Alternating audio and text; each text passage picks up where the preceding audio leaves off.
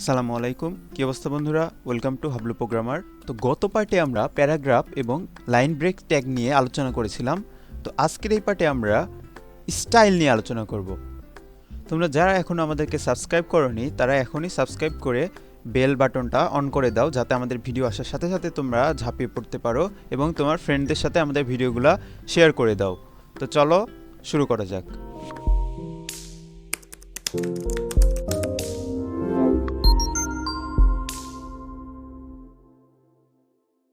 তো এর আগের পার্টে আমরা এই কোডগুলো লিখেছিলাম।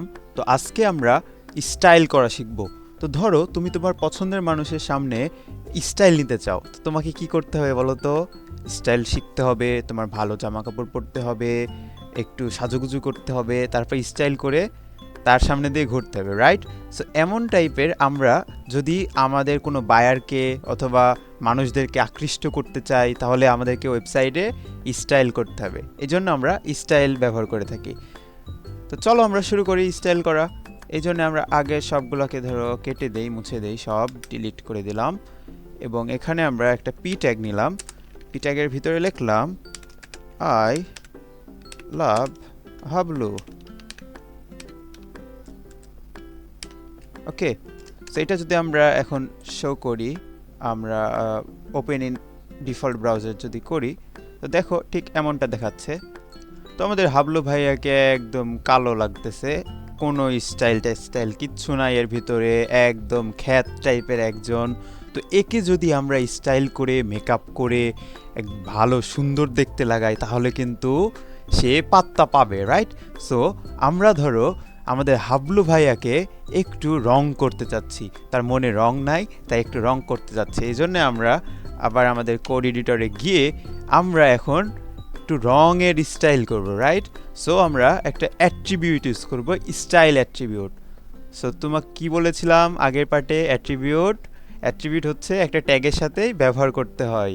সো আমরা পি ট্যাগের পাশে একটা স্পেস দিয়ে স্টাইল অ্যাট্রিবিউট, আমরা এই স্টাইল অ্যাট্রিবিউটটা লিখে নেই। স্টাইল আর অ্যাট্রিবিউট লেখার নিয়ম কি ছিল বলো তো? অ্যাট্রিবিউটটা লেখার পর, স্টাইল অ্যাট্রিবিউটটা লেখার পর আমাদেরকে ইকুয়াল সাইন দিয়ে ডাবল কোটেশন দিতে হবে, এর ভিতরে আমাদেরকে কিছু ভ্যালু দিতে হবে, রাইট? সো তো আমরা আমাদের রংহীন হাবলু ভাইয়াকে একটু মনে রং লাগাইতে চাই। সো এই জন্য আমরা রং দিব, তাই না? তো রঙের ইংরেজি কি ছিল বলো তো? আমরা রংকে আদর করে কি বলে ডাকি? আমরা রংকে আদর করে কালার বলে ডাকি। সো আমি ফটাফট লিখে ফেলি কালার। আমি কালার লেখার পরে কোলন দেই, দেওয়ার পরে আমি কি কালার চাচ্ছি বলো তো? হাবলু ভাইয়ার মনে কি কি রং লাগাইতে চাই, সেই রংটা আমরা লাগাই দেই। ধরো লাল রং লাগাইতে চাই। সো লাল রং লাগানোর পরে আমরা একটা সেমিকোলন দিয়ে শেষ করে দেই। চলো দেখি হাবলু ভাইয়ের মনে কি রং আসলে লাগছে নাকি। কন্ট্রোল এস দিয়ে সেভ করে ব্রাউজারে গিয়ে রিফ্রেশ করি একটা। হ্যাঁ দেখো হাবলু ভাইয়ের মনে রং লাগছে, কিন্তু সে লাল হয়ে গেছে। তোমাদের হাবলু ভাই দেখো একদম হাতের বাম পাশে আছে। আমরা চাচ্ছি হাবলু ভাইয়াকে একদম স্ক্রিনের মাঝখানে নিয়ে আসতে। তো চলো সেটা ফটাফট করে ফেলি। তো হাবলু ভাইয়াকে আমরা চাচ্ছি তার ক্রাশের একদম মাঝামাঝি নিয়ে আসতে। সো তার ক্রাশ এখানে থাকবে আর সে তার সামনে যাবে। সো এর জন্য আমরা ধরো মাঝামাঝি নিয়ে আসতে চাচ্ছি। সে এখন একদম বাম্পারে আছে, তার মানে আমাদেরকে কি সেন্টারে নিয়ে আসতে হবে, তার অ্যালাইনমেন্টটাকে সেন্টারে নিয়ে আসতে হবে। হাবলু ভাই একজন কি আছে এখন বলো তো? সে একজন এখন টেক্সট আকারে আছে। সো হাবলু ভাইয়া এই টেক্সটটাকে আমরা মাঝখানে নিয়ে আসতে চাচ্ছি অ্যালাইনমেন্টের মাধ্যমে। তাহলে আমরা আমাদের স্টাইল অ্যাট্রিবিউটের ভিতরেই লিখব টেক্সট অ্যালাইন, টেক্সট দিয়ে হাইফেন দিয়ে অ্যালাইন লিখব। লেখার পরে একটা কোলন দিয়ে আমরা মাঝখানে আমরা কি বলে ডাকি বলো তো? সেন্টার বলে ডাকি। সো সেন্টার দিয়ে আমরা আর একটা সেমিকোলন দিয়ে এটাকে সেভ করে যদি আমি ব্রাউজারে যাই, দেখো আমাদের রেজাল্ট শো হচ্ছে না। সো হাবলু ভাইয়া তো কথা শুনতেছে না। হাবলু ভাইয়াকে কথা শোনাইতে হলে কি করতে হবে বলো তো? রিফ্রেশ করতে হবে। সো আমরা রিফ্রেশ করে দেখি, হ্যাঁ হাবলু ভাইয়া কথা শুনছে। সো এখন দেখো হাবলু ভাইয়ের মনেও রং লাগছে এবং সে মাঝামাঝি চলে আসছে। সো হাবলু ভাইয়ের মনের কথা বলার জন্য সুন্দর একটা প্রকৃতি দরকার। তো সুন্দর একটা প্রকৃতির জন্য হাবলু ভাইয়ের পিছনে আমরা ধরো একটা কালার করে দেই। সো এই জন্য আমরা আমাদের এডিটরে গিয়ে আমরা আর একটা স্পেস দিয়ে এই স্টাইল অ্যাট্রিবিউটের ভিতরেই লিখি যে ব্যাকগ্রাউন্ড হাইফেন কালার, এখানে আমরা কি কালার দিব বলো তো? আমরা সবুজ কালার দেই, সবুজ কালারের ভিতর সুন্দর লাগবে। সো আমি গ্রিন লিখলাম, সবুজের ইংরেজি কি বলো?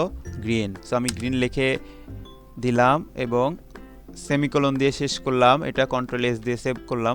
দেখো আমাদের কোডটা এই দিক সরে যাচ্ছে, তার মানে কি করতে হবে বলো তো?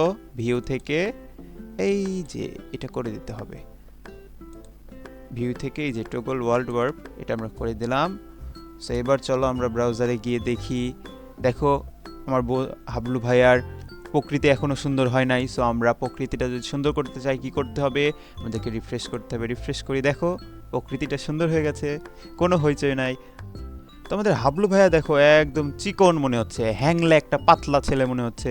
তো তাকে আমরা একটু খাওয়াই পড়াই মোটা করতে চাচ্ছি, তার মানে যদি একটু বডি হয় তাহলে আরও সুন্দর লাগবে। সো আমরা চলো হাবলু ভাইয়াকে একটু মোটা করে আসি।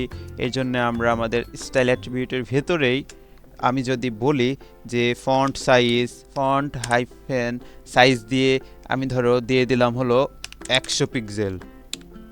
100 পিক্সেল যদি ফন্ট সাইজ দেই, এটা যদি সেভ করি, আমাদের ব্রাউজারে এসে যদি এটা রিলোড করি, দেখো আমাদের হাবলু ভাইয়া কত বড় হয়ে গেছে।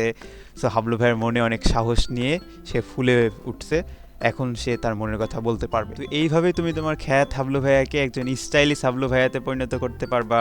তো দেখা হচ্ছে পরের ভিডিওতে আমরা বিভিন্ন ফরম্যাটিং নিয়ে আলোচনা করব। Have fun, take a risk.